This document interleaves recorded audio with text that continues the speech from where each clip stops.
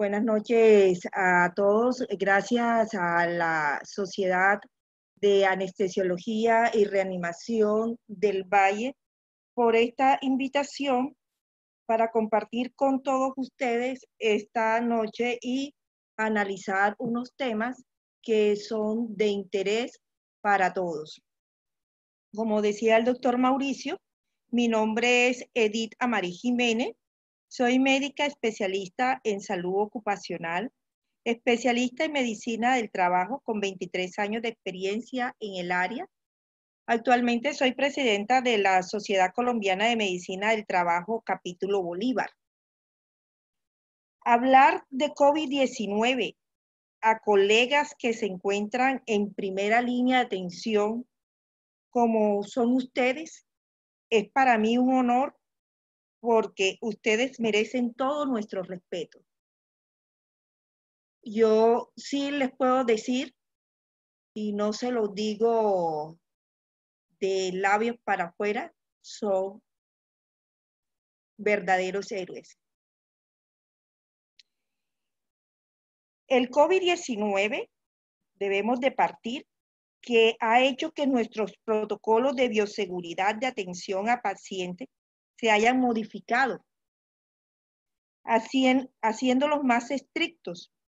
Algunas de estas modificaciones probablemente no va a ser transitorias, pudiéndose quedar para siempre, pues que ya van a quedar dentro de los protocolos de atención. Esto de que nuestros protocolos de bioseguridad se le esté realizando cambios y que se proyecta que van a quedar, me hace recordar a lo vivido a principios de los 90, cuando el VIH-Sida, el cual obligó que en el sector salud se realizara cambios drásticos en cómo atendíamos nosotros a nuestros pacientes. Pues en el año 90 me gradué, comenzaba yo mi rural y todavía me viene a la mente en el hospital donde hice rural y parte del internado en el 89, esa jeringa de vidrio en la cubeta. También se me viene a la mente y estoy segura que más de uno de los que está aquí presente también se le viene a la mente ese guante reutilizable y supuestamente que lo desinfectaba y de tanto reutilizable y de tanto ser desinfectado quedaba deforme. Ya no había un ajuste preciso en nuestras manos y creo que a más de uno el guante se rompió haciendo el procedimiento. Ya eso hace parte de la historia de las malas prácticas de la medicina. Incluso cuando a mi hija que está en sexto semestre de medicina y le comento esas historias,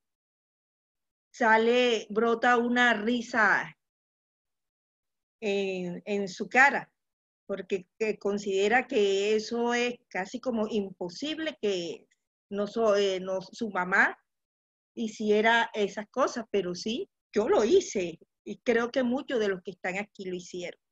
Bueno, entonces así se proyecta que va a suceder con algunas medidas que se han tomado con el COVID, que nos va a hacer cambiar nuestro actuar hacia nuestros pacientes. Para hablarles a ustedes de qué tema le iba a hablar, y pues sí, retorno laboral, pero yo no, cuando me invitaron a hablarles de retorno laboral a anestesiólogos, yo dije, es un reto, porque yo he dado esta conferencia a industriales, a sectores hoteleros, la Cámara de Comercio de San Andrés, Cámara de Comercio de aquí de Cartagena, a los ingenieros y a otras sociedades científicas, pero hablarles a mis colegas, yo tengo que saber qué es lo que les voy a hablar y qué es lo que les interesa escuchar. Es así que a mi juicio consideré unas inquietudes y las cuales fueron corroboradas en conversación con algunos compañeros, doble colegas de ustedes. Entonces, en la noche de hoy, los temas que vamos a tratar son los siguientes. Esta es nuestra agenda. Primero, la delimitación del problema. Hablemos de las comorbilidades. También vamos a hablar del COVID-19 como enfermedad laboral. El componente psicosocial, que no lo podemos dejar por fuera. Los EPP. Y terminaríamos, como en toda conferencia, con unas conclusiones.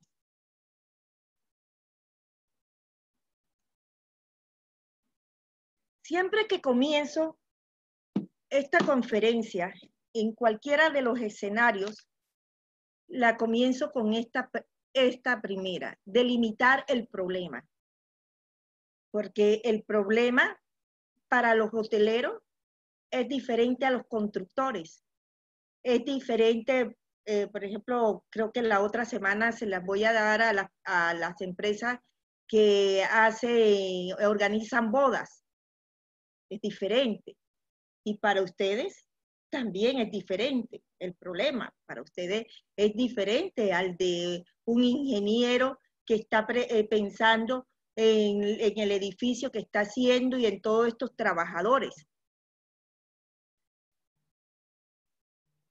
He considerado o pues corroborado con compañeros de ustedes, como le dije, que lo que a ustedes les inquieta son las comorbilidades.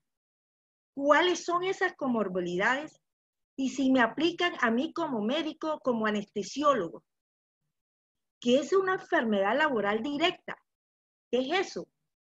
A mí háblenme de intubación, a mí háblenme de todos estos anestésicos, pero ¿qué es esto de enfermedad laboral directa? ¿A qué tengo derecho si llegase a contraer la enfermedad? Y esto es importante saberlo. Bueno, comencemos con la primera pregunta, comorbilidades. La literatura internacional nos habla que unas condiciones y unas patologías hace a las personas más vulnerables para que el COVID-19 se complique. Hablamos de condiciones a las personas mayores de 60 años y a las mujeres embarazadas. Y las patologías, la hipertensión, la obesidad, la diabetes, el hipotiroidismo, los estados de inmunosupresión. Pero aquí tenemos que analizar caso por caso, porque nosotros como médicos sabemos que una persona inmunosuprimida, una persona con un EPOC, decimos, esta tiene riesgo. Pero también identificamos que la obesidad debería estar estratificada. ¿A qué me refiero con esto de la obesidad estratificada? Que no es lo mismo un índice de masa, una persona con un índice de masa corporal mayor de 35 a un índice de masa corporal de 30.5. Porque pues eso no se lo tengo que recordar a ustedes, porque estamos con médicos que obesidad es mayor o igual de 30. Bueno, aquí hay un vacío en la legislación actual colombiana. No nos estratifica la obesidad. Hoy, 28 de mayo, una persona con solo tener 30.5, 30.1 de índice de masa corporal debe quedarse en casa laborando.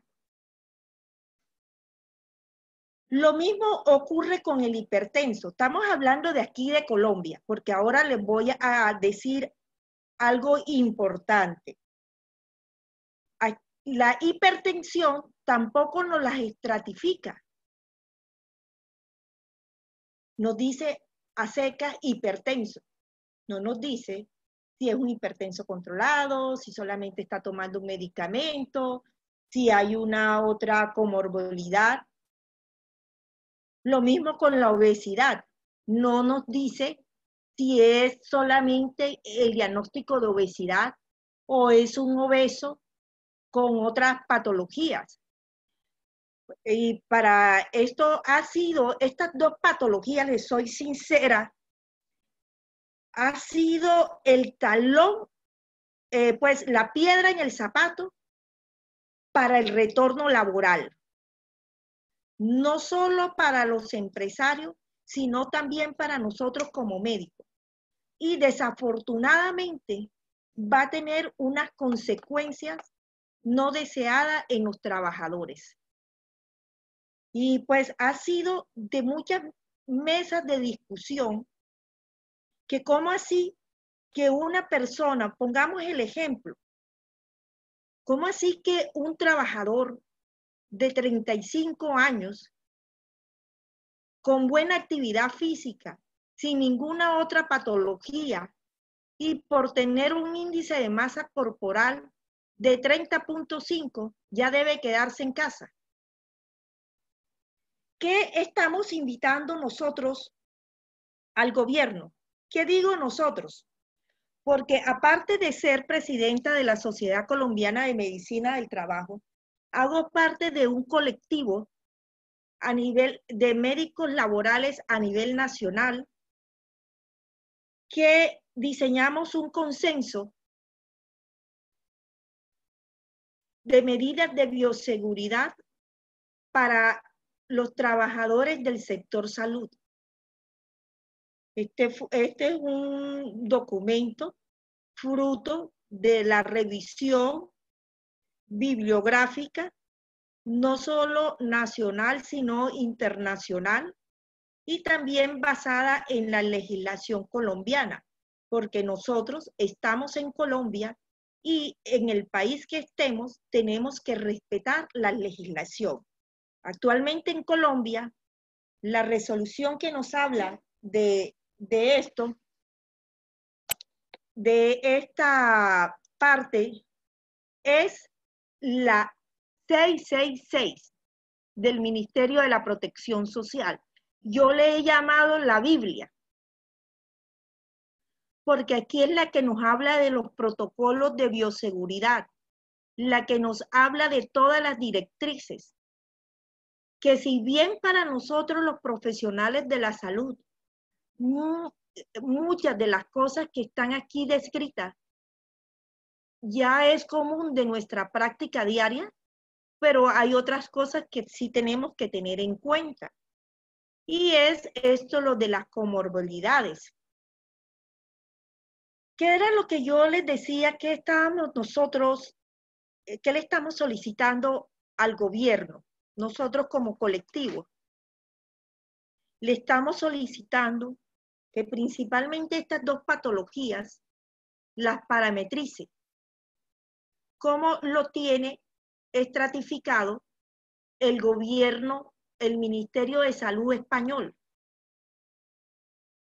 Lo parametriza no solo en la enfermedad como tal, sino también en el estado que está la enfermedad y al factor de riesgo.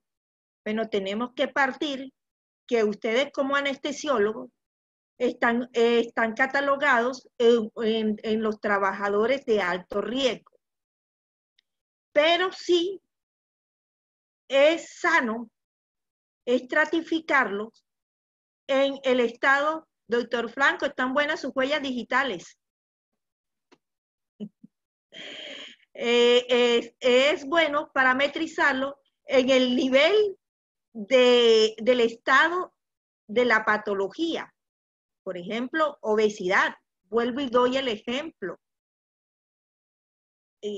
Pues un médico anestesiólogo de recién egresado de 28 años con un índice de masa corporal de 30 y que va todos los días al gimnasio, no tiene otra patología concomitante, lo vamos a dejar en casa.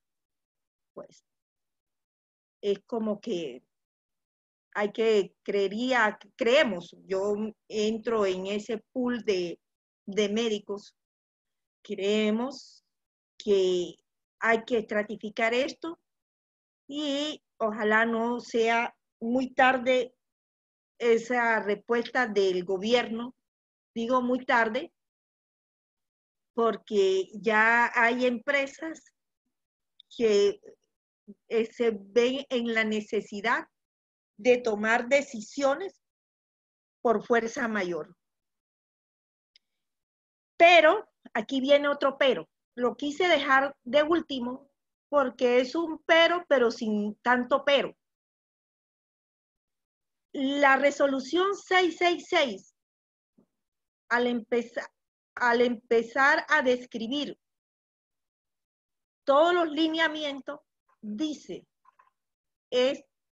lo siguiente no es aplicable a los trabajadores del sector salud. Fíjense esa perlita.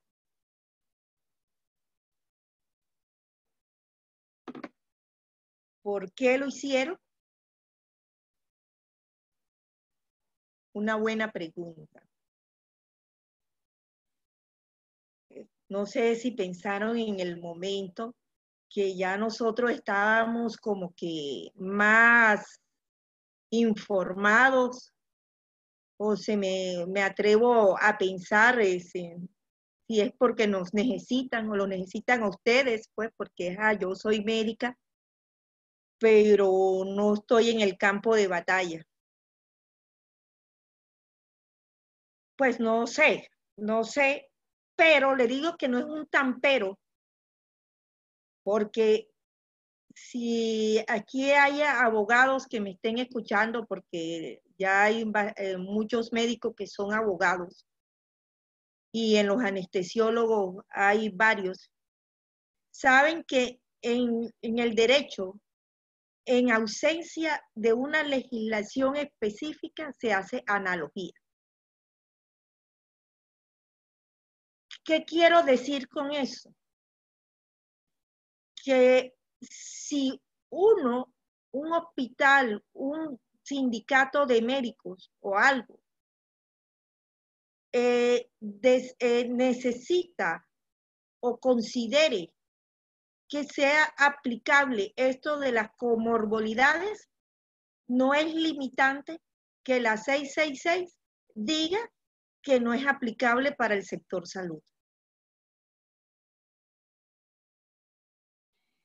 Disculpen que yo no les dije al principio, pero vayan anotando las preguntas y al final las analizamos y en lo posible que yo les pueda dar la respuesta, se las doy. Y si no, me quedan de tareas.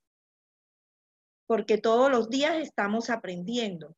Y esto, lo del COVID, nos ha enseñado que lo que es hoy no es mañana.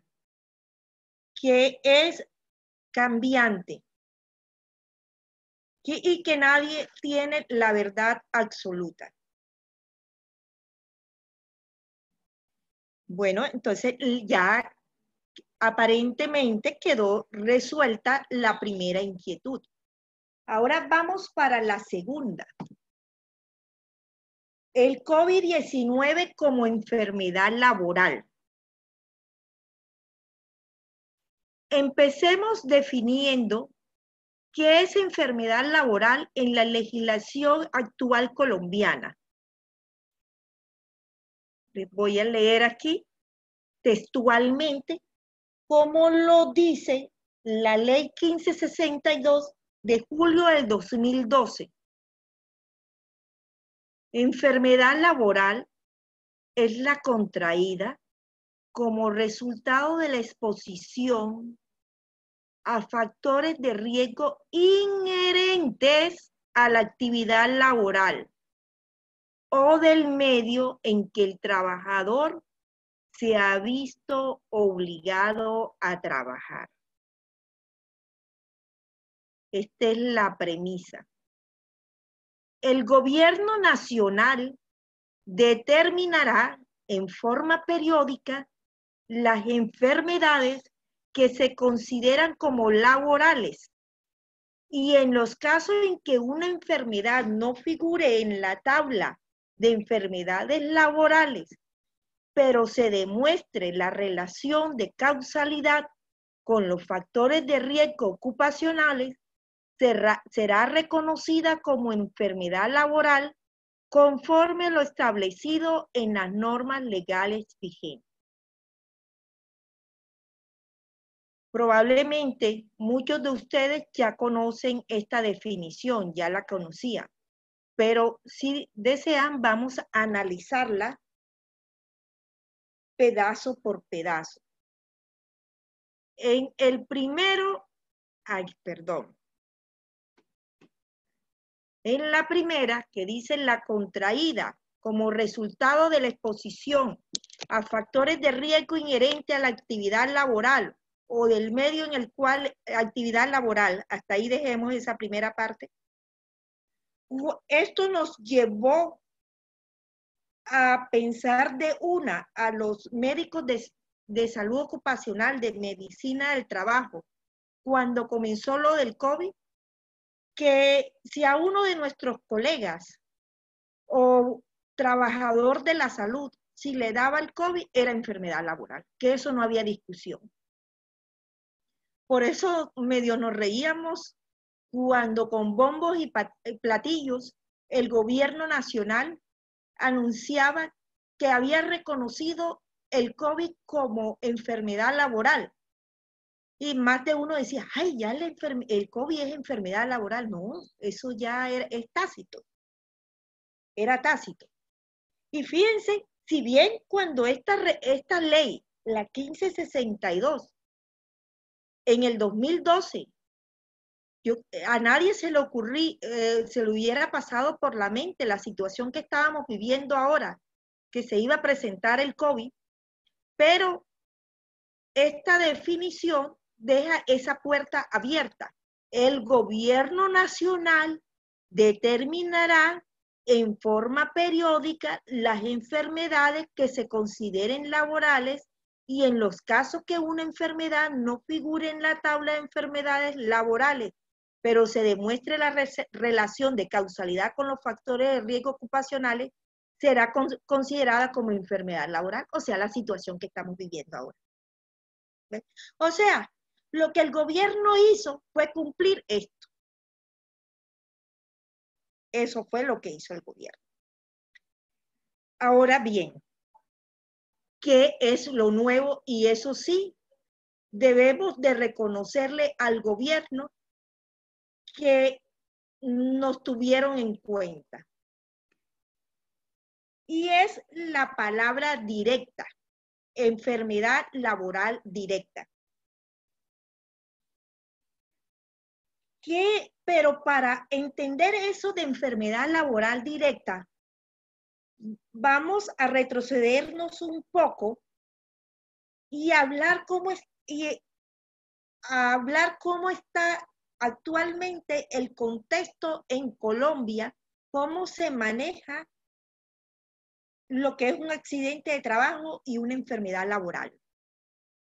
Actualmente en Colombia, en la persona que tiene un accidente de trabajo, una vez el empleador reporta el accidente de trabajo, ese trabajador tiene los beneficios inmediatos, tanto asistenciales como económicos, por parte de la ARL, inmediatos, que ese es un gran beneficio, porque pues ustedes saben pues la falencia que tiene nuestro sistema de salud, y cuando es a través de la ARL, la atención mejora un poco. ¿Qué sucede actualmente cuando es una enfermedad laboral? La atención no es inmediata. Primero debe ser investigada, entra en un proceso que primero la EPS dice, sí, esta es enfermedad laboral, por ejemplo, el famoso túnel del Carpo, y le da a la secretaria, sí, esta es una enfermedad laboral. Pasa a la ARL, y la ARL debe reconocer si es una enfermedad laboral. Si la ARL dice que no es enfermedad laboral, se va para la Junta Regional. Si la Junta Regional dice que sí y la ARL insiste que no, va a la Junta Nacional. Y si la ARL sigue insistiendo que no, se puede ir hasta justicia ordinaria. En el mejor de los casos, una enfermedad laboral, para ser reconocida como tal, en el mejor de los casos puede ser 4 meses. Y aquel que se fue para justicia ordinaria puede llegar hasta 5 años. Recuerdo que a principios de marzo, cuando se reportó el primer caso aquí en Colombia y empezamos a pellizcarnos, que ya era una realidad que había llegado el COVID-19 a Colombia, recibí llamadas de internistas, incluso de anestesiólogos. Edith, nos preocupa, incluso que de los primeros casos de médicos con COVID, que gracias a Dios se recuperó, el chico de aquí de Cartagena, de consulta externa, decía, Edith, ¿qué se hace? ¿Cómo así que nuestros colegas COVID, que todos sabemos que los contrajeron realizando sus labores, y llegan a la clínica y nadie los atiende porque es enfermedad laboral y tiene que ser por la ARL, y la ARL dice que no porque todavía ella no la ha reconocido? Entonces, en marzo eso era un problema. Sí, era un problema.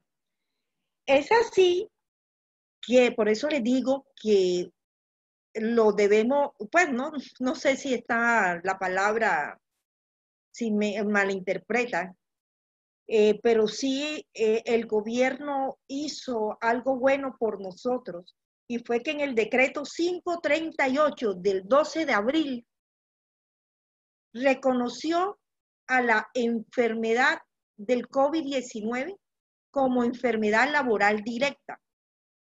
¿Qué quiere decir esto?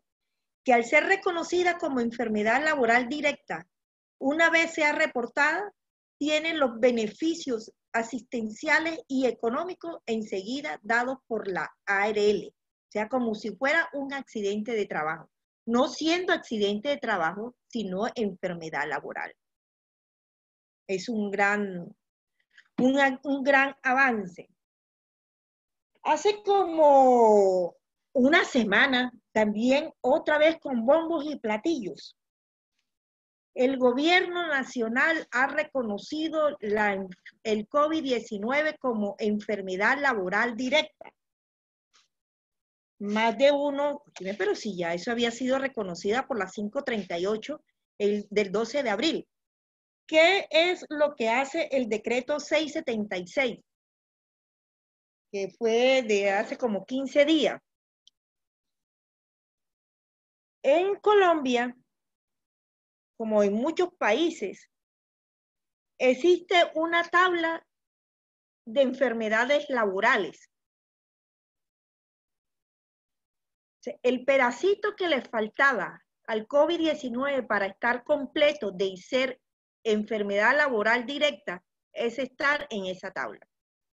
Y eso fue lo que se consiguió con el decreto 676. Por una parte, pues quejarlo, si estamos en riesgo, y pues ojalá sean pocos nuestros colegas que le dé esta patología, y si les dé, que no se compliquen y no, bueno, ya lo que ustedes saben y no lo quiero decir, pero sí tenemos como un respaldo, como una ayuda en esto de ser reconocido como enfermedad laboral directa. Otro beneficio que tenemos al ser reconocida enfermedad laboral independientemente de directa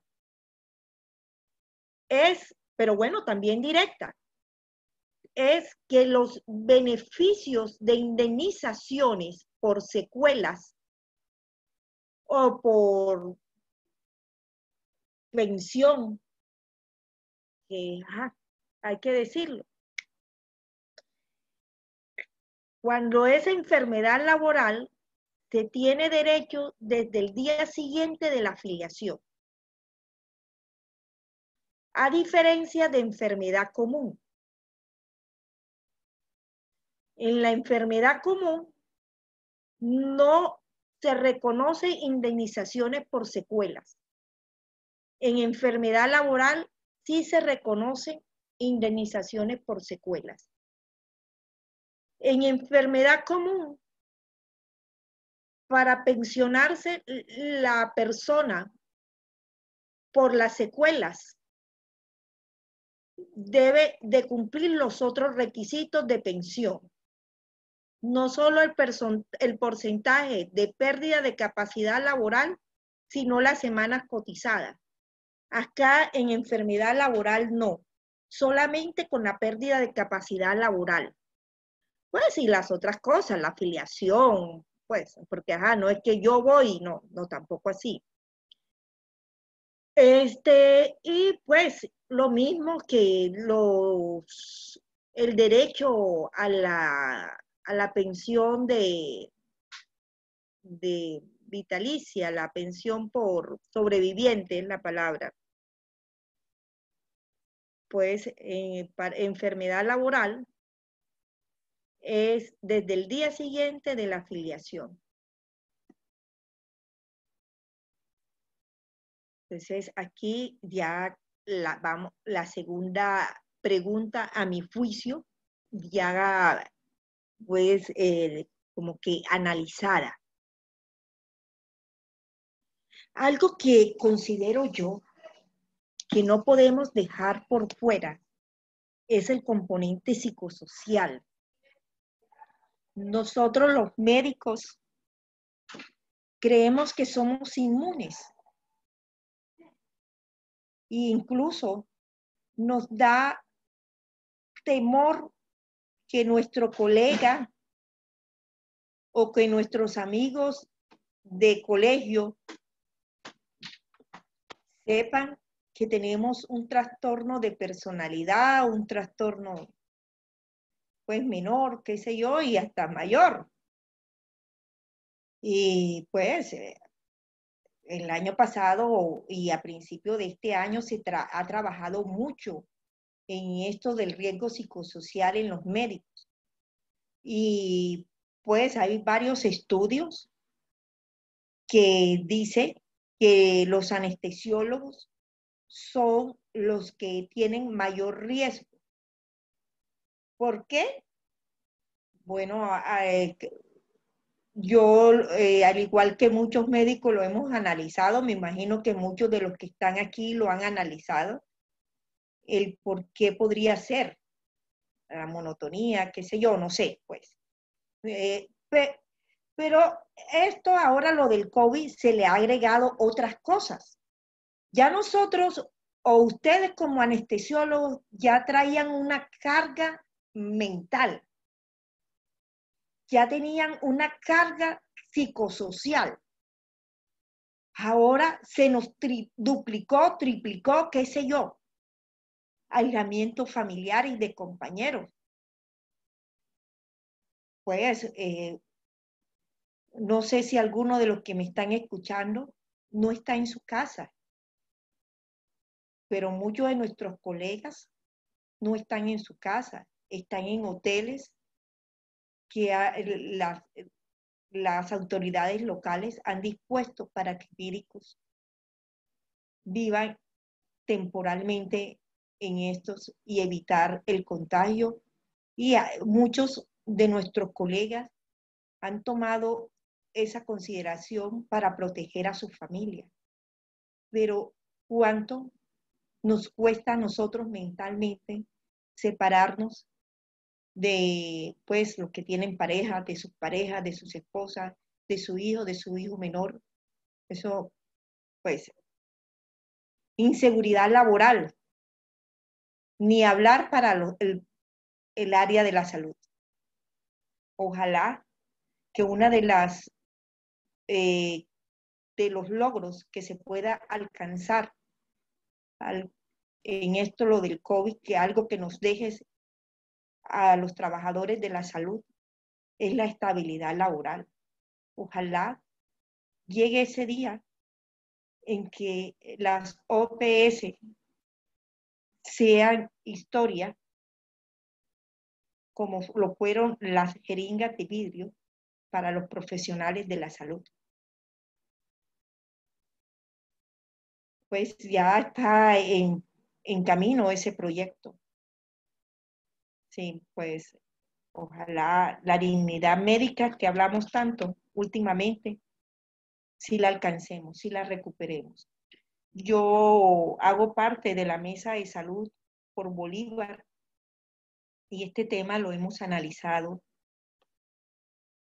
más o menos y de verdad que da tristeza nuestras condiciones, a dónde hemos llegado. Pero bueno, ojalá, como digo, sean de las cosas positivas que nos deje esto que estamos viviendo. Miedo al contagio y a transmitirlo. Yo ahora tengo una consigna y creo que muchos la tienen.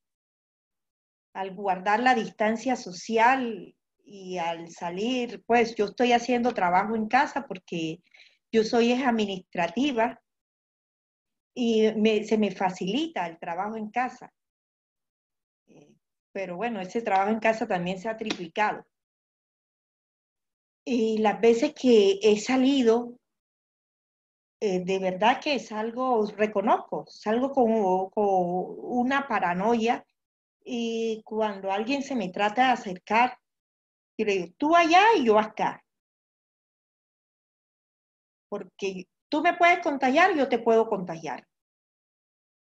Yo no sé si tú estás o yo estoy. Se ríen, pero pues yo les digo así, el día de mi cumpleaños, pues, que me iban y eso apenas era 16 de marzo, y me iban a abrazar, no. Los ojos son la ventana del alma. Los ojos, tú a través de los ojos me puedes decir cuánto me quieres. Bueno, pero es por ese miedo al contagio, a transmitirlo, porque también tenemos ese temor de contagiar a nuestros hijos, a nuestro vecino, pues todos estos videos que han compartido, que le dan gana a uno de llorar, por eso yo cuando el primer día, que creo que fue como 20 y pico de marzo, de aplauso en los balcones a las 8 de la noche, yo a las 8:05 saqué un comunicado en todos los grupos de WhatsApp diciendo yo no quiero aplausos.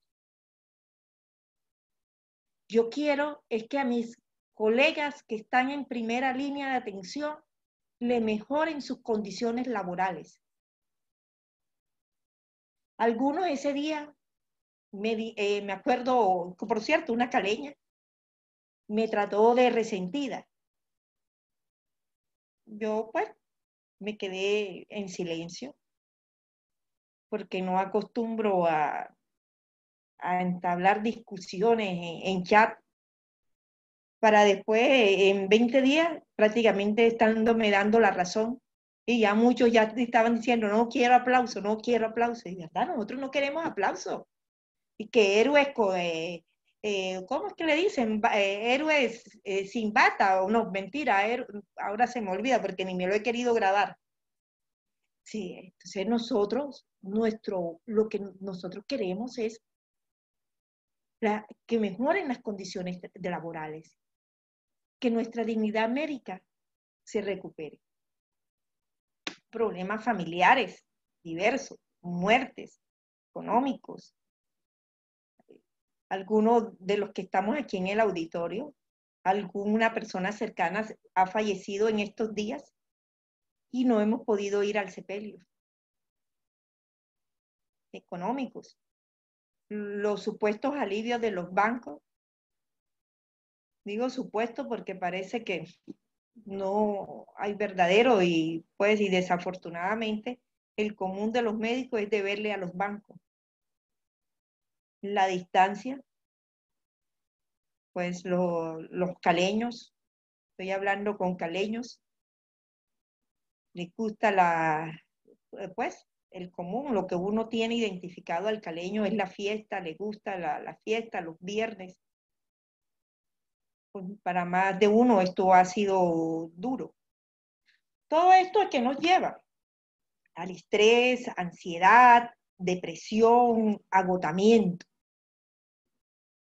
Pues he escuchado que con los anestesiólogos pues, y los de unidades de cuidados intensivos, por todos estos EPP, que ahora cuando lo veamos ya esto se ha ido revaluando, porque es tan difícil, tanto como la colocada como la quitada, que para evitar ir al baño y contaminarse, colocarse pañales desechables. Tenaz. Bueno, esta es una frase más que todo para empresarios. Si aquí hay jefes, pues coordinadores de clínica, esta frase que si todo después de todo este pesar que le dije, estamos llamados los líderes a actuar, que debemos actuar para crear un lugar de trabajo psicológicamente seguro, que aborde lo emocional para promover una fuerza laboral resiliente. ¿Sí? Porque tampoco nos podemos dar en los pesares. Esta es una frase de un analista de Gartner. Gartner es un consultor empresarial a nivel mundial. Hacemos estas recomendaciones para el factor de riesgo psicosocial. Vuelvo y lo repito, no lo podemos dejar por fuera. Miren, si ustedes son trabajadores independientes, sáquenle espacio para oxigenarse. Y trabajadores independientes y no independientes, porque pues estas recomendaciones están, disculpe que hice ahí algo que no podía decir, no era pertinente, porque esta transparencia está más que todo como para empresarios, pero ya sea yo trabajador de una clínica o sea independiente, tengo que sacar espacio en que me oxigene. Y por eso es que hablamos a nivel corporativo de abrir espacio para el COVID-19 en los programas de prevención de riesgo psicosocial. Desde hace como 5 años es obligatorio que toda empresa en Colombia tenga un programa de riesgo psicosocial.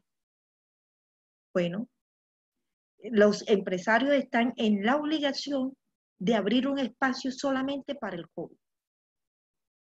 Los empresarios están en la obligación de ser transparentes y no permitir que los trabajadores asuman lo peor. ¿Qué quiere decir esto? Yo tengo que decirle a mis trabajadores cómo están las cosas. Yo pues soy gerente y pues propietaria de una IPS de 20 años de antigüedad. Cuando comenzó la cuarentena, que aquí en Cartagena comenzó el 20 de marzo, como medida preventiva, a pesar de estar en las excepciones, cerramos temporalmente. Retomamos nuestras labores el 20 de abril. Y en la primera reunión, antes de abrir las puertas, tuvimos una reunión con todos, médicos, fonoaudiólogas, enfermeras, el personal administrativo. Les socialicé el protocolo de bioseguridad. Les abrí la puerta para que ellos aportaran cambios, modificaciones o sugerencias. Les di les comenté cómo estábamos económicamente, a qué retos nos estábamos enfrentando. Eso dio resultado maravilloso, que ha permitido estar el trabajo en casa. No queriendo decir que mis trabajadores estén allá y yo acá dormida, no, porque desde las 3:30 comienza mi horario laboral. Y pues sí, trabajo más pero ellos saben en qué estoy yo. Entonces, uno tiene que ser transparente. Y ojalá en las clínicas donde ustedes trabajen, la de recursos humanos, la de el dueño de esa clínica de cirugía plástica, sea transparente con ustedes. Porque aquí salimos de esto si todos estamos en las mismas, si todos vamos por la misma. Hay que ser claro, dar prioridades, que cada uno aporte. En esta situación del COVID nos ha llevado a algo nuevo. Antes del COVID, como mucho, el empleador podía conocer de su trabajador la dirección y el teléfono. Ahora, esto ha llevado que el empleador conozca intimidades de sus trabajadores. Eso sí, debe ser autorizado, porque yo tampoco puedo violentar, puedo ultrajar la intimidad de mis trabajadores. ¿Y por qué se hace necesario esto? Porque es que cuando en una clínica hay un caso, una empresa, y en este caso una clínica, hay un caso sospechoso o un caso positivo, la empresa, la clínica, está en la obligación de hacerle acompañamiento a ese trabajador, a su familia. Entonces, si yo con antelación sé cómo está compuesto su núcleo familiar, cuáles son las condiciones de su casa, me es más fácil intervenir, no intervenir desde el punto de vista negativo, aquí estoy yo y aquí me quedo, no, sino desde un punto de vista positivo. Por ejemplo, hoy yo sé que la señora del aseo vive solamente con una hermana.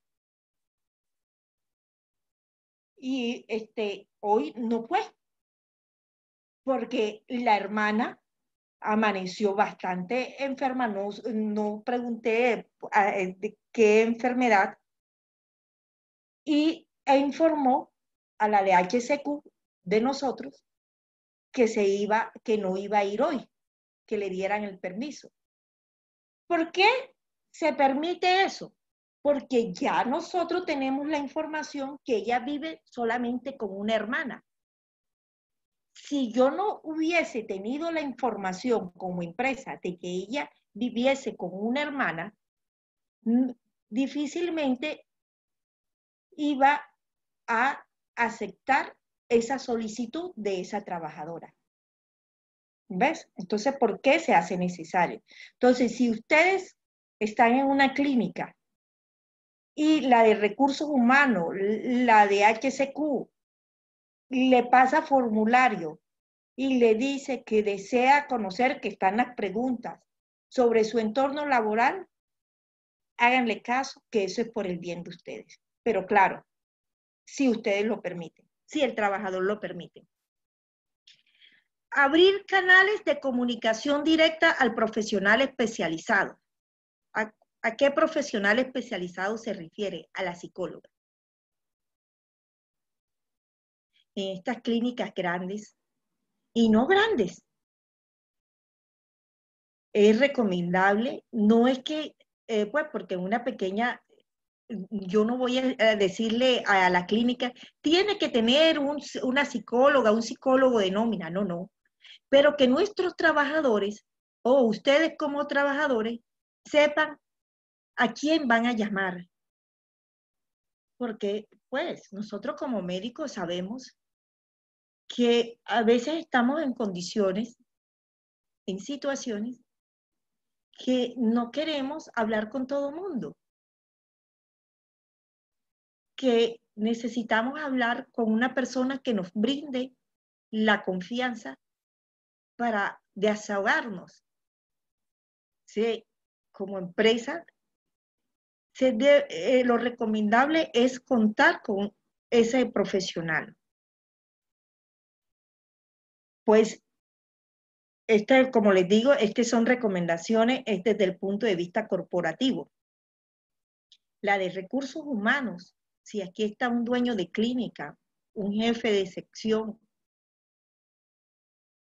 le recomiendo que tengo entendido que el lunes muchos van a retornar a sus labores porque son cirujanos, son anestesiólogos de clínicas de cirugías plásticas. Pregúntele a ese anestesiólogo, al auxiliar de enfermería, a la instrumentadora, pues a todos los trabajadores, ¿cómo te has sentido? ¿Te sientes seguro? Porque ese es el otro gran detalle. Nuestro empleador o a la clínica donde vamos a laborar, o nuestro sitio de trabajo, los encargados de ese sitio de trabajo de tenerlo en tales condiciones que nos transmita a nosotros confianza de laborar ahí, para disminuir esa carga psicosocial. Eso es lógico. Aquí en los de los, bueno, entonces, por el momento, contemplado lo del riesgo psicosocial. Dejé de último los de los EPP, no por ser lo menos importante, sino porque considero que estoy ante un auditorio que ha tenido bastante información respecto a esto y que no solo información a través de conferencias, sino también porque nosotros como médicos tenemos la formación ya. Sí, pues esto es nuevo, lo de los EPP de bioseguridad es nuevo para los que no son trabajadores del área de la salud, pero para nosotros los trabajadores de la salud, esto no es nuevo. Sí, hay unas medidas nuevas, por ejemplo, lo del delantal y esto, pero pero a pesar de que hay unas medidas nuevas, tenemos nuestros conceptos básicos de bioseguridad que nos lleva a a pensar si esto es aplicable o no es aplicable y hasta de cuestionarlo. Pero de todas maneras, vamos a hacer un recorderis. Esto que les voy les voy a compartir en este momento, está basado no solo en nuestro consenso que les hablé a mitad de la conferencia, sino también en una conferencia del día de ayer dada por la Sociedad de Infectólogos. Se nos dice cuáles son. Pues los anestesiólogos tenemos que partir de algo. Los anestesiólogos son de los profesionales trabajadores de la salud considerados de más alto riesgo. Están dentro de los de más alto riesgo porque están expuestos a aerosoles. En ese orden de idea de estar expuesto a aerosoles, entonces se recomienda pues la protección de del gorro de la cabeza, que aquí no es por los aerosoles, sino es del cabello, de la parte de si se le cae el cabello, no contaminar el campo quirúrgico, el área y eso.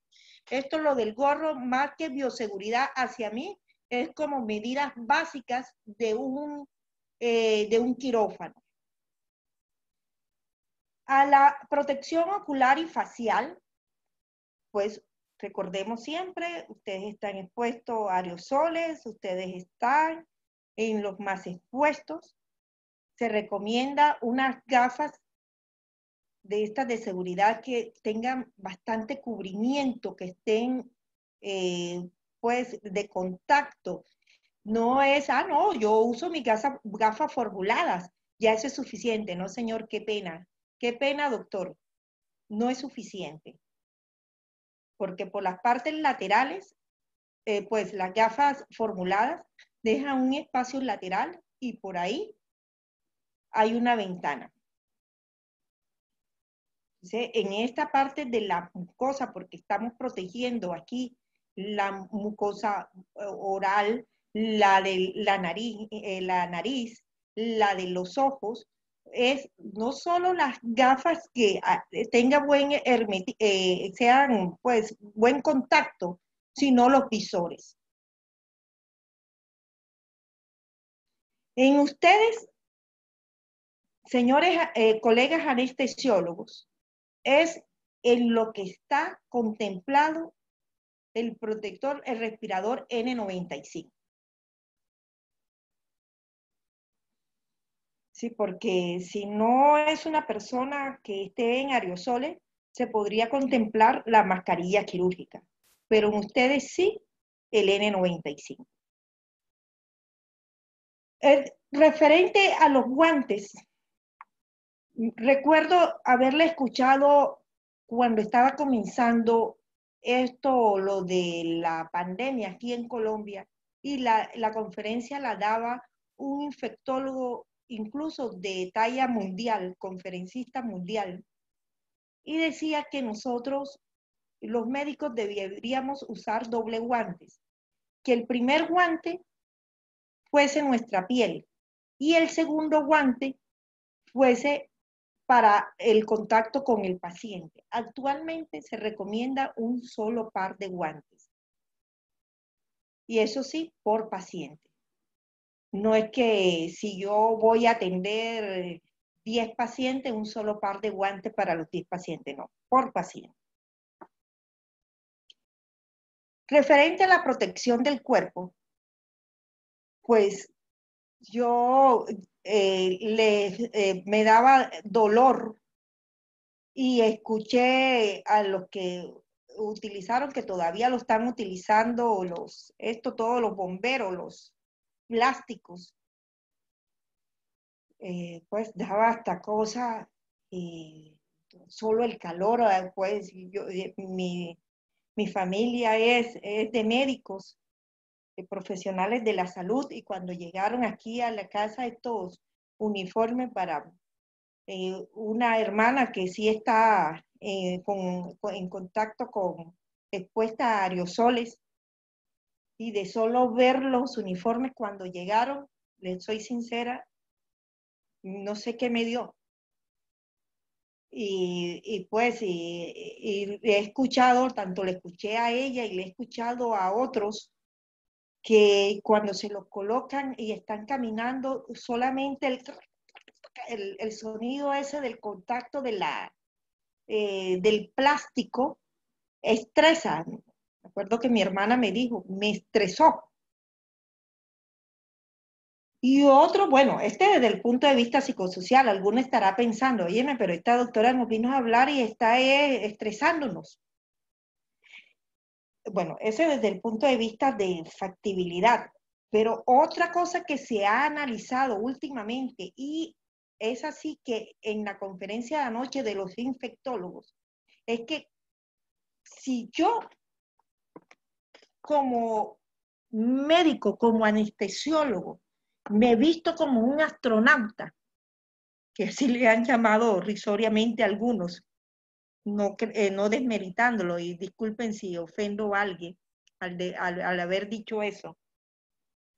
El quitarse o que una necesidad de rascarse, qué sé yo, o ir al baño, se contamina más por tener tanta cosa encima.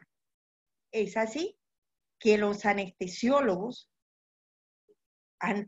y esto lo van ellos a socializar por escrito, es estos delantales, los Tiber, claro, manga larga, y con todo esto encima ya. Y con todo esto, perdón, lo del ocular, la N95, los guantes por paciente. Pero fíjense, aquí se aplica lo que yo les dije al principio, que esto es cambiante. Hay tanta información que es cambiante. Recuerden lo de las cabinas estas desinfectantes, que incluso costaban hasta 12 millones de pesos. Y con bombos y platillos las estaban proponiendo y más de una empresa la compró. Y yo para acá adentro decía, yo no le veo esa aplicabilidad. Le dije, miércoles. Bueno, nuestra clínica, nuestra IPS, perdón, somos los encargados de hacerle los exámenes médicos al personal directo de la refinería de Ecopetrol aquí en Cartagena. Que si ahora que venga el retorno, seguro que Ecopetrol me va a obligar a comprar la cabina. Bueno, respiré, me tranquilicé, porque antes del retorno ya la Organización Mundial de la Salud, la OPS, el mismo Ecopetrol había dicho que las cabinas no eran aplicables. Fíjense lo que ocurrió con los guantes. Le estaba diciendo que a mediados de marzo le escuché a un infectólogo de talla mundial decir que debíamos usar doble guante. Ahora, desde estos últimos días, estamos hablando ya que pues la vestimenta está plástica, cubierta toda, el bombero, no es la mejor forma de protegernos, porque a veces puede convertirse en desprotección. Y nos están recomendando, es esta, la cubierta como un Tiber, pero manga larga. Esto lo están recomendando los infectólogos y a la cual estoy de acuerdo. Vale recordar que nosotros podemos tener los mejores elementos de protección personal. La empresa nos puede dar los mejores. Miren este anestesiólogo que no tiene N95, sino la más avanzada. Pero les doy una capsulita. Se ha demostrado que este protege igual que la N95.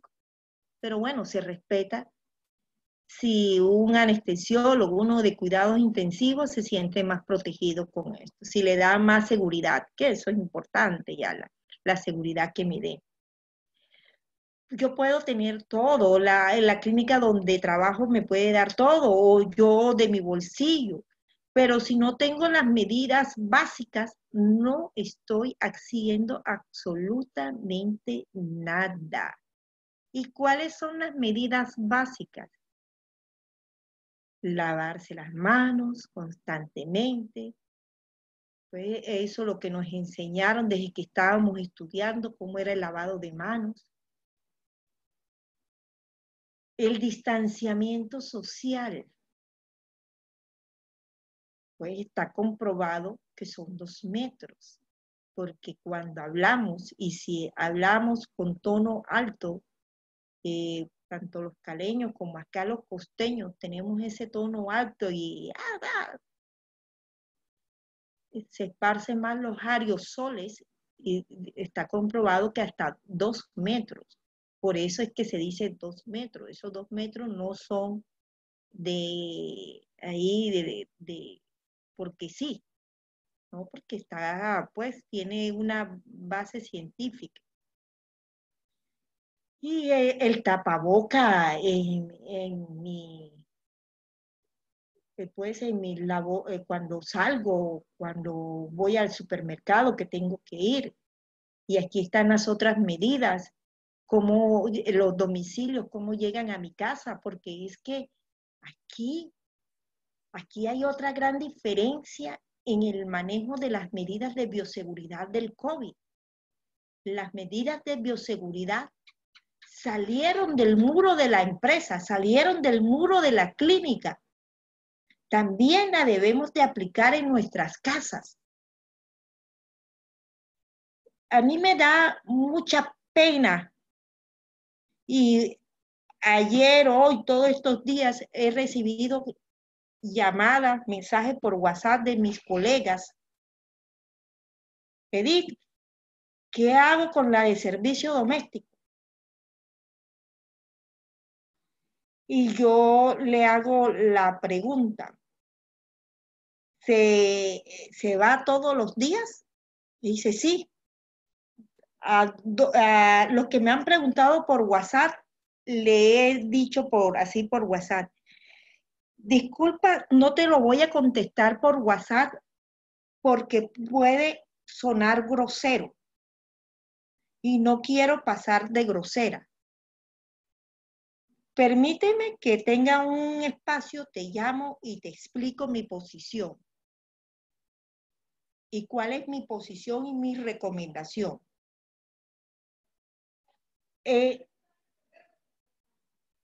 Pues nosotros, el servicio doméstico, si es esa que va y viene todos los días, usted puede tener todo esto así como está el anestesiólogo aquí. Pero en su casa tiene una de servicio doméstico que va y viene todos los días y ella coge transporte público, porque no creo que su empleada de servicio doméstico tenga carro propio. Por lo general, pues las trabajadoras de servicio doméstico viven en lugares no como el que vivimos nosotros, o sea, áreas de mayor exposición. ¿Ves? Entonces, todo esto yo lo estoy tirando al tiesto. Si tengo una de servicio doméstico en mi casa que va y viene todos los días, mi recomendación, mi posición, llegó la hora en cambiar un hábito el cual estábamos acomodados muchos colombianos, y era el de tener servicio doméstico. Llegó la hora en que nuestros hijos se hagan responsables. Llegó la hora en que seamos como los americanos, como los europeos.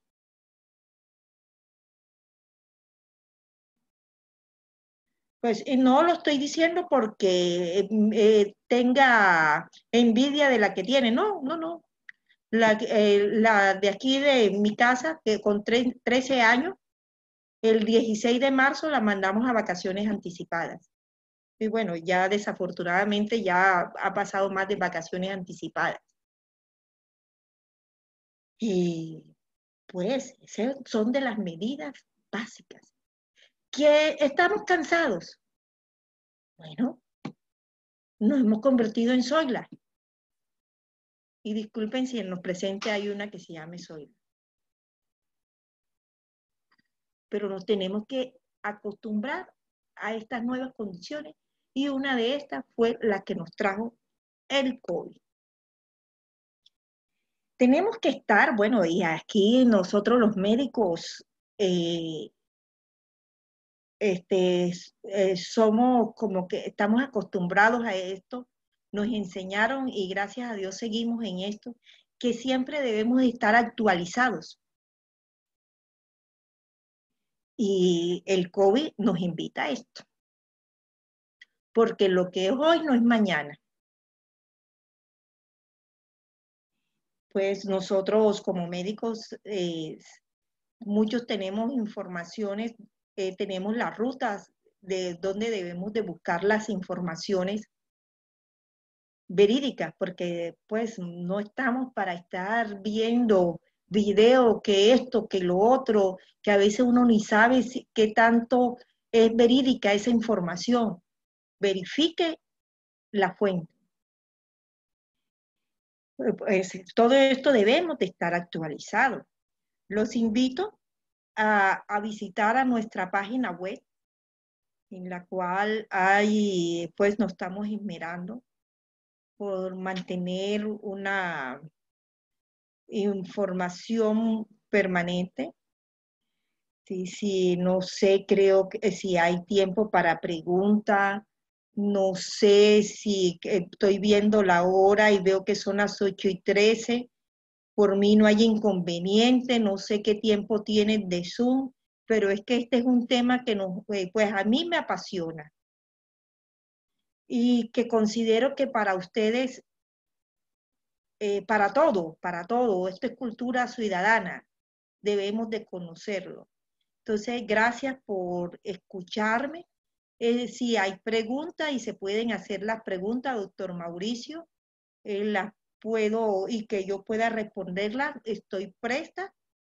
Pues, aprovecho también esta oportunidad para darle las gracias a mi hermano de promoción, al doctor Michi Redondo, el compositor de salsa, el médico salsero, pues que fue el que eh, me tuvo el primer acercamiento para que yo compartiera con ustedes este momento.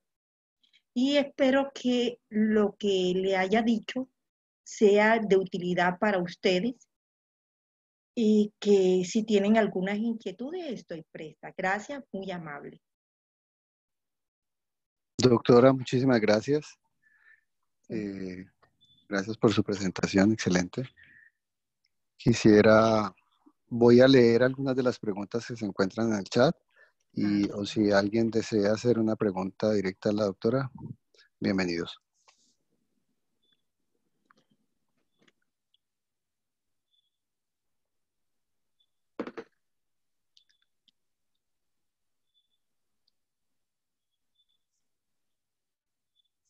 Y léala, doctor Bueno, Mauricio. sí, están preguntando si la persona utiliza una careta de las caretas protectoras. Sí. ¿Es necesario utilizar? ¿Es necesario qué? No la escuché.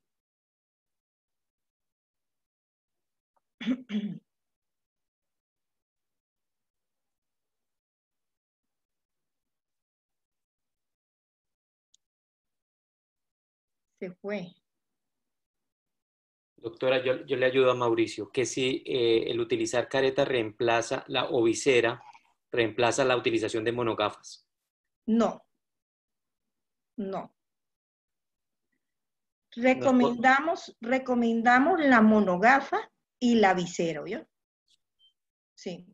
Porque es que se ha comprobado que la conjuntiva es muy, como es muy vascular, ella es una puerta de entrada es una gran puerta de entrada ya. Entonces, a las monogafas, y se recomiendan que estas monogafas sean de las que queden completamente cerradas. Como quien dice, cerrando las ventanitas. Y entonces, al colocarme yo el visor, protejo son en las otras mucosas. ¿Ves? Porque si yo nada más tengo el visor, recuerden que el visor es abierto, tiene la abertura por debajo, y sobre todo ustedes. Porque si estuviéramos en un médico de consulta externa, sí, el visor reemplaza no necesita la monogafa, ¿me entiende? Pero es que estamos con ustedes, que ustedes están con aerosoles, expuestos a aerosoles. Y es que el aerosol es el del detalle ya. ¿Ves? De acuerdo, doctora. Entonces concluimos que el Perfecto. visor solamente funciona como un complemento para las gafas, pero no lo reemplaza. Así es. Y aclaro algo, que también esa pregunta la hacen bastante, que si el tener el visor me reemplaza de no utilizar la mascarilla. No, señor. Utilice su mascarilla y utilice su visor.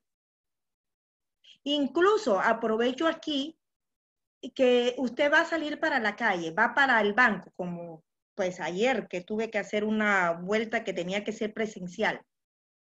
Y llevaba mi mascarilla, pues que no era de tela, porque yo no iba a estar con aerosoles, no iba a estar, y llevaba mi visor.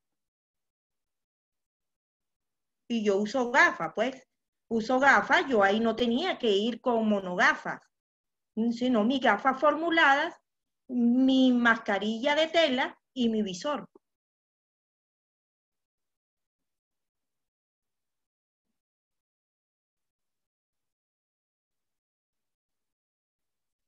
Preguntan cuáles Sí. son las recomendaciones sobre elementos de protección personal para un anestesiólogo y para un cirujano que intervenga en un paciente COVID por otra razón. Lo que estamos hablando en la tabla que está ahí. Es que nosotros como médicos, como profesionales de la salud, debemos de partir de que todo el mundo está contaminado. ¿Se acuerdan como cuando el VIH-Sida? Que teníamos que partir que todo el mundo podía ser portador de VIH-Sida, ¿no es así? Entonces aquí en el COVID también debemos de partir de la premisa que todos todos tienen COVID.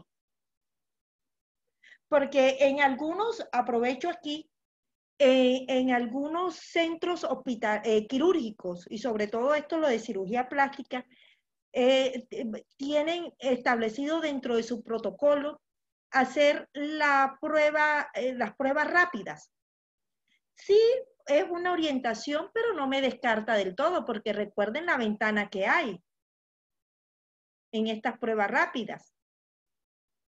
Entonces, un paciente que ustedes van a operar mañana y le exigen que hoy se haga una prueba rápida y se las mande por WhatsApp y le sale negativa, eso no les está diciendo del todo que él no tiene COVID. ¿Ves? Entonces nosotros tenemos que partir de la premisa que todo paciente que se atienda es portador de COVID. Gracias, Que eso nos lleva a protegernos siempre. ¿Ves? Ok. El doctor Daniel Erazo nos pregunta que si desde el punto de vista laboral las ARP pueden tener en cuenta como argumentación que cuando un personal o una persona del talento humano en salud contraiga la enfermedad, no lo adquirió en el ambiente intrahospitalario. ¿Es posible que esta situación se dé y puedan lavarse las manos? Dice acá el texto. Muy buena pregunta porque ya pasó. Sí, el chico, el nieto, que en paz descanse. Bueno, primero corregimos que no es ARP, sino ARL. Sí, pues entonces, una ARL, aunque creo que no va a repetir eso, puede decir, ah, no, pero es que él estuvo en una fiesta, como sucedió con el jovencito, en una fiesta, o él, su primo, pero señora ARL, yo soy médico y estoy en una unidad de cuidados intensivos y ahí hay pacientes con COVID. ¿Usted cómo me va a separar? ¿Cómo va a desconocer? Si bien es cierto que yo me pude contagiar en la casa o en esa fiesta, ¿y usted cómo me va a comprobar, cómo me puede comprobar que no me contaminé con el paciente que yo atendí? Entonces, si llegase a presentarse nuevamente esa situación, eso es súper discutible. Eso no tiene pues fundamento epidemiológico jurídico. Muchas gracias, doctora. Pregunta el doctor Luis Ginás. Si se usan gafas reglamentarias y mascarilla N95, ¿es necesario la carpeta? No sé a qué se refiere como carpeta. Debe ser las gafas, debe ser la gafa o el visor. Debe ser el visor, sí. Bueno, doctor Ginás, vuelvo y insisto en una parte, y es lo que yo quiero que todos los que me están escuchando y lo transmitan a sus compañeros. Ustedes como anestesiólogos, al igual que los odontólogos y otras, creo que los otorrinos también, son de los que están mayormente expuestos, porque son los de los aerosoles.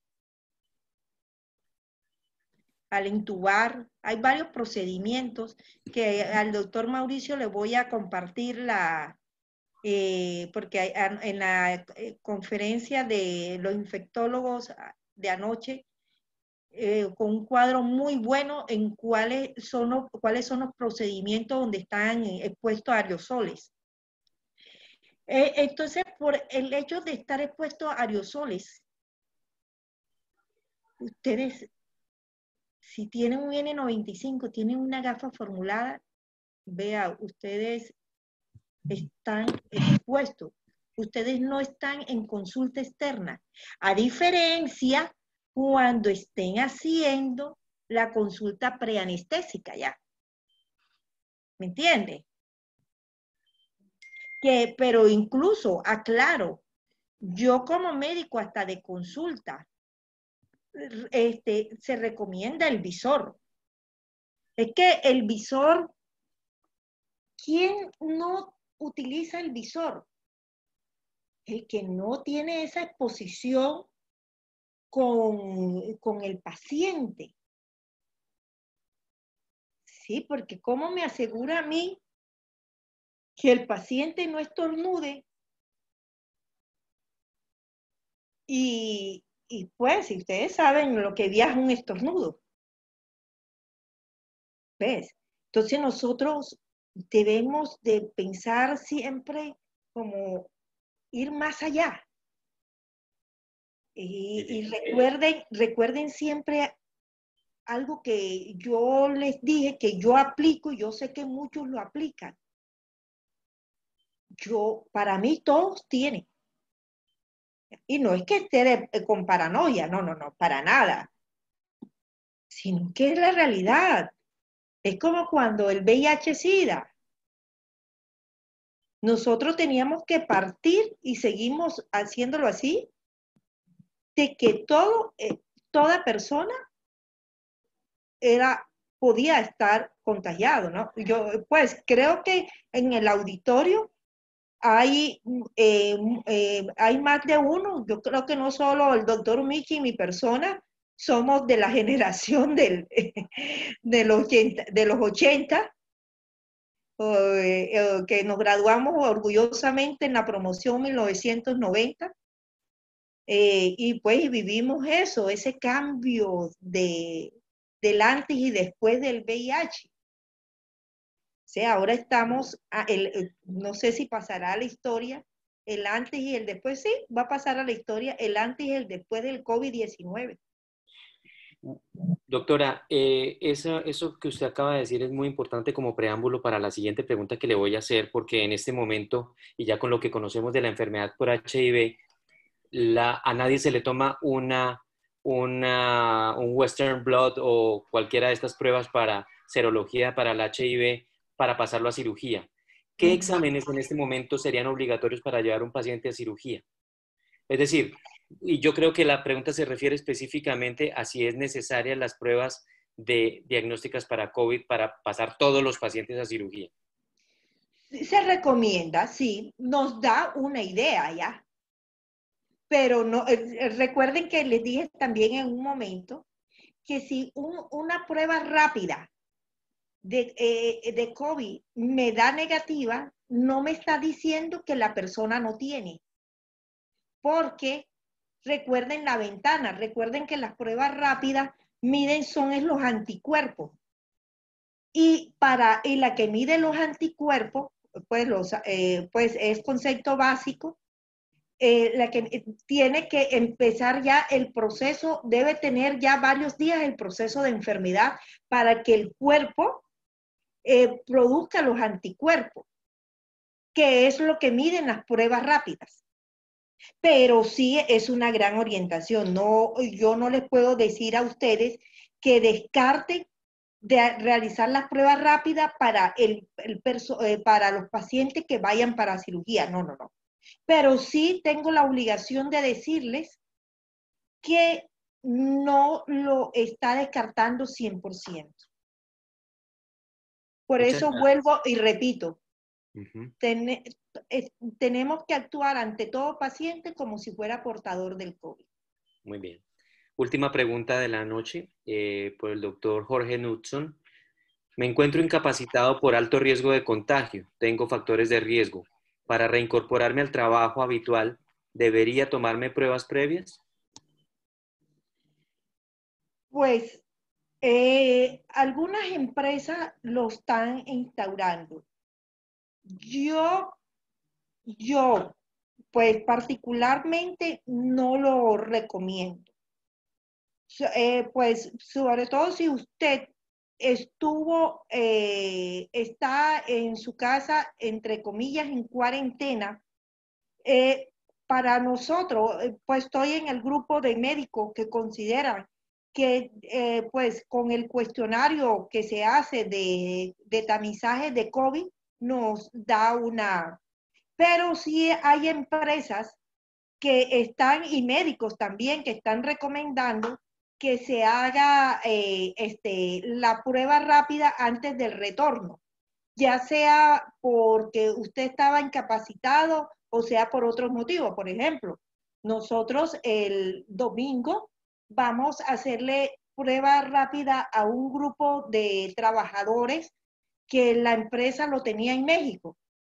Los trajeron en vuelo humanitario, ya cumplieron la cuarentena en Bogotá, los traen, esos trabajadores viven aquí en Cartagena, salen el sábado de Bogotá en una van, nada más ellos, son 5 trabajadores, y antes de llegar a su casa, a esos 5 trabajadores se les va a realizar la prueba rápida.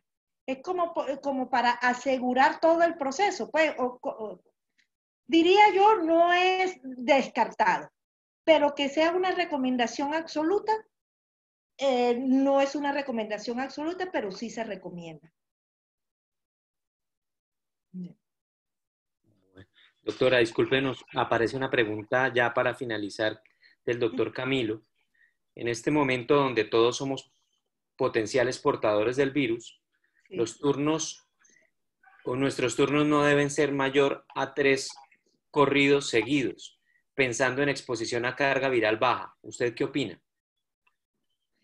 Pues cada jornada usualmente es de 6 horas, entonces está hablando de 18 horas el doctor. Pues esta modalidad bueno, no sabía 18 horas. Bueno, le comento, el doctor Camilo, ¿verdad? Doctor Camilo, ¿qué hizo la pregunta? Sí, señora. Doctor Camilo, esta modalidad de extender los turnos está bien vista porque está disminuyendo la exposición del trabajador en los cambios de turno, en el traslado, en los otros factores ya. Y estamos hablando de turnos de 18 horas.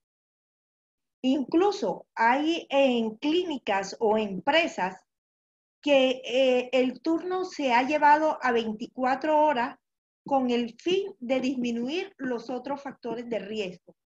Podríamos decir, sí, es cierto, hay mayor tiempo de exposición, pero si usted tiene las medidas y también eso lo lleva a que la rotación de turno también es menos, porque usted estaba, bueno, no, quitemos el usted porque es para muchos, ese X trabajador estaba de turno de 6 horas, entonces le tocaba hoy en la mañana, mañana en la tarde, pasado mañana en la noche, pero entonces ahora, como hace un corrido de 18, ya los otros 2 días ya no hay exposición. ¿Me entiende? Hay como una compensación. Hay una compensación de exposición. Y sí es bien visto. Esa es una de las recomendaciones que se da desde el punto de vista administrativo. Doctora, muchísimas gracias. Y muy amables a todos los asistentes por haber atendido este llamado. Les agradecemos y continuaremos con todas estas sesiones que creo que nos enriquecen a nosotros, nuestro ambiente profesional.